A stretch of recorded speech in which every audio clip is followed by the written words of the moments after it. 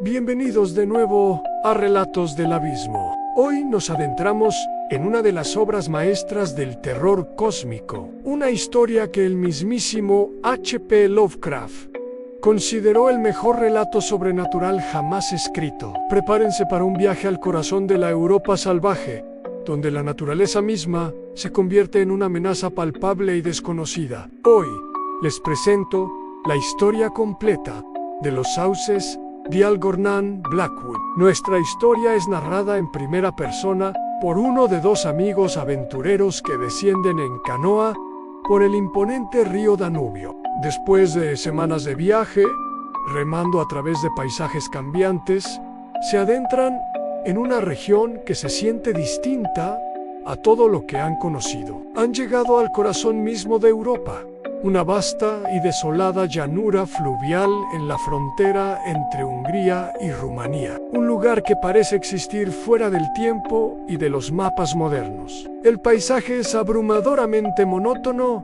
y a la vez majestuoso. Cientos, quizás miles, de pequeños islotes cubiertos de arena y sauces emergen de las aguas pardas del río. Los sauces, con sus hojas plateadas y sus ramas delgadas y sinuosas, dominan cada rincón visible. Crean un laberinto verde y gris que se extiende hasta donde alcanza la vista. El silencio es casi total, roto únicamente por el suave murmullo del agua y el susurro constante del viento entre las hojas. Es una inmensidad que empequeñece al ser humano, un silencio que no trae paz, sino una creciente sensación de aislamiento y vulnerabilidad. A medida que el sol comienza a descender, los dos amigos deciden acampar. Eligen una de las muchas islas de arena, un lugar que a primera vista parece perfecto. Montan su pequeña tienda, preparan una modesta cena y se disponen a descansar. Sin embargo, desde el momento en que clavan la primera estaca en la arena, una ansiedad sutil pero persistente comienza a instalarse en sus corazones. El narrador, más sensible a las atmósferas del entorno, no puede evitar sentir que no están solos. Intenta racionalizarlo. Es la fatiga, la soledad del lugar, la inmensidad del paisaje, pero una parte profunda de él sabe que es algo más. Siente que este lugar no es simplemente indiferente a su presencia. Es activamente hostil, como si hubieran pisado un terreno que no les pertenece y cuya paciencia se está agotando. La noche trae consigo una profundización de este terror latente. El foco de su inquietud se centra en los árboles que los rodean, los sauces. Durante el día eran simplemente parte del paisaje, pero bajo la luz de la luna parecen transformarse. El narrador los observa y le parece que sus movimientos no son naturales.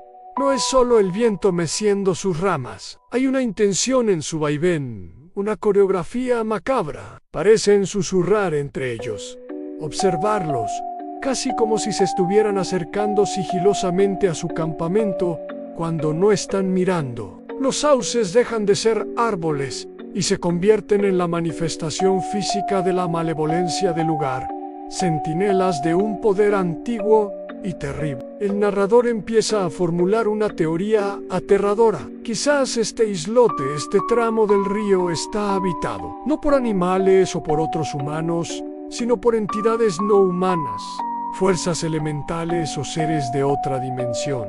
Seres que existen en un plano paralelo al nuestro y que apenas toleran la presencia de la humanidad. O peor aún, que ven a cualquier intruso como una profanación que debe ser purgada, eliminada. Esta idea, que al principio parece una fantasía paranoica, pronto se verá confirmada por eventos que desafían toda explicación lógica. La hostilidad subliminal está a punto de desbordarse en un horror tangible y directo. La situación escala rápidamente. La sutil ansiedad da paso a fenómenos inequívocamente sobrenaturales. Al despertar, descubren que una de las palas de su canoa ha desaparecido. No hay huellas, no hay señales de que alguien o algo la haya robado. Simplemente se ha desvanecido, dejándolos varados y a merced del río y de la isla. Poco después, mientras inspecciona la canoa, El narrador escucha un ruido que le hiela la sangre,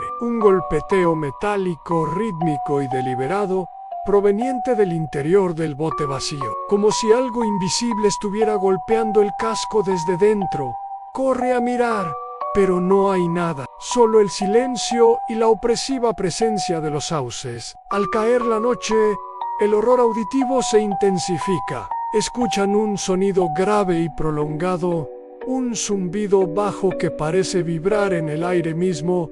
No es el viento, no es el agua, es un sonido que parece emanar de los propios sauces, como si se comunicaran en un lenguaje ancestral, una vibración que está justo en el umbral de la percepción humana, casi comprensible. Lo que lo hace aún más aterrador es la voz del lugar, una voz que no habla, sino que resuena con una intención inescrutable y amenazante. El punto de inflexión, el momento en que toda duda se desvanece, ocurre cuando el narrador ve una figura. Entre el denso follaje de los hoces, percibe una forma oscura y difusa que se mueve. No es sólida, parece hecha de sombra y niebla. Su silueta es vagamente humanoide, pero grotesca y cambiante, como si su cuerpo no estuviera atado a las leyes de la física. Se retuerce y se desliza entre los árboles, una abominación que no debería existir. La ve solo por un instante, pero esa visión es suficiente para confirmar sus peores temores. No están solos, y lo que los acompaña no es de este mundo. Impulsados por el pánico y la necesidad de entender, exploran el pequeño islote con más detenimiento. En una zona apartada, oculta entre la maleza, encuentran la posible razón de todo. Descubren una pequeña estructura hecha de juncos y ramas de sauce, tejida con una habilidad que no parece humana. Dentro de ella encuentran los restos de lo que solo puede ser un sacrificio, un animal, o quizás algo más. De repente, todo cobra un sentido espantoso. Este lugar, este rincón olvidado del mundo, es sagrado para estas entidades primordiales. Un lugar que exige ofrendas, sacrificios para apaciguar su poder y mantener a raya su ira. Y ellos, sin saberlo, han acampado en medio de su altar. La crisis final se desata cuando el compañero del narrador, hasta ahora más escéptico y pragmático, finalmente se quiebra bajo la presión insoportable. La constante amenaza invisible, los sonidos y las visiones han destrozado su cordura. Comienza a balbucear, convencido de que la presencia inhumana quiere entrar en él, poseer su cuerpo. Su terror es absoluto. En un momento de pánico, desaparece, corriendo a ciegas hacia la niebla que ahora envuelve la isla. El narrador lo busca desesperadamente, gritando su nombre en la bruma antinatural. Cuando finalmente lo encuentra, su amigo ha regresado, pero está en un estado de terror catatónico. Tiembla incontrolablemente, sus ojos fijos en un horror que solo él puede ver. Murmura que ellos lo quieren, que lo han tocado, que lo han elegido como sacrificio. Dice que quieren algo suyo, su ropa, su vida, cualquier cosa para satisfacer su hambre ancestral. El terror de su amigo es contagioso, y el narrador se da cuenta de que el tiempo se les agota. Deben escapar de la isla antes de que la noche los consuma por completo. Mientras recogen frenéticamente lo que queda de sus cosas, el narrador tropieza con algo en la arena. Es un objeto diminuto, plano y circular, hecho de lo que parece hueso o piel seca. Su superficie está cubierta de pequeñas perforaciones y marcas. Un patrón que no se asemeja a ningún arte humano que haya visto jamás. Es alienígena de otro mundo. Siente una repulsión instintiva hacia el objeto y comprende de inmediato que no debería estar allí, que es un nexo o un punto de atracción para las entidades. Sin pensarlo dos veces, lo arroja con todas sus fuerzas de vuelta al río, esperando que ese gesto rompa la conexión. Con el primer y tenue rayo del amanecer, logran empujar la canoa al agua. Riman con la fuerza de la desesperación, usando una tabla de madera como pala improvisada, alejándose del islote maldito. El narrador no puede evitar mirar hacia atrás, una última vez. Lo que ve confirma que nada de lo que vivieron fue una ilusión. Los sauces en la orilla se agitan y se retuercen de una manera violenta y antinatural, no por el viento, sino por una furia propia. Sus ramas se extienden hacia ellos como garras. Sus hojas susurran amenazas en el aire de la mañana. Es la imagen de una entidad viva, consciente y enfurecida por su escape.